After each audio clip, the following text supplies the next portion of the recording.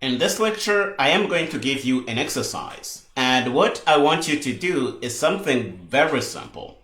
You are going to adapt what we have done in the last lecture and change it to work for the decrement operator.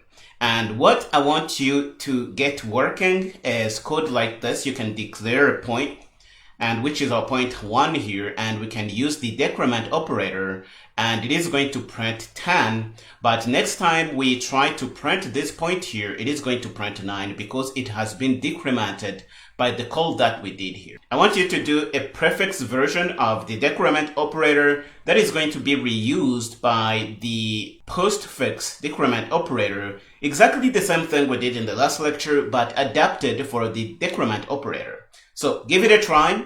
And after you do that, please take a look and see how I do this, because I am going to do this right now. Okay, I hope you got this right. Now I am going to show you my take on this. I am going to be doing this in this lecture here, unary prefix postfix decrement operator.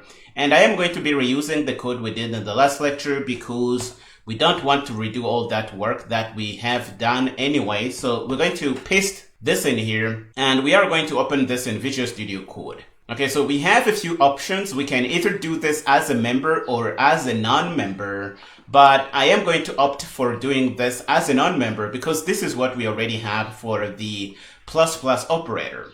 I am going to copy the plus plus operator and I am going to be adapting for the decrement operator. This is going to be super simple. So all I have to do is change this to minus minus and say minus minus here.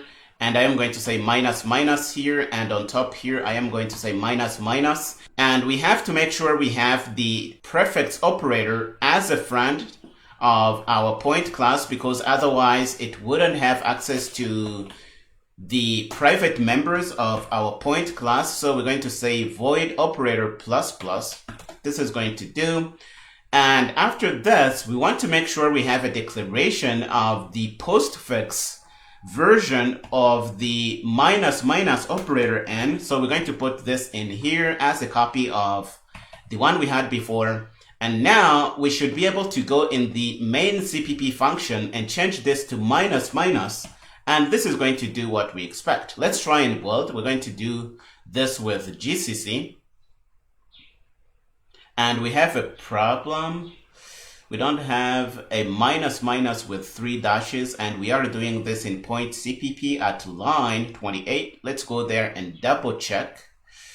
Line 28, we have 3 minus symbols. This is not going to work. Here we have 3, 2, so this is not going to work. Let's try and build again. Okay, now the build is good. If we try and run this program, let's take out this madness. I am typing here. I am going to bring in a PowerShell window. We're going to clear and run rooster. This is going to do what we expect, and our operator is working just fine. And this is really cool. We can go in the header and take out the member implementation because it is not needed here. And this is going to make our class much more cleaner. And this is all we need to do to make this support the minus minus operator, both in prefix and postfix mode. Congratulations if you got this right. We're going to stop here in this lecture. In the next one, we're going to learn about the copy assignment operator. Go ahead and finish up here and meet me there.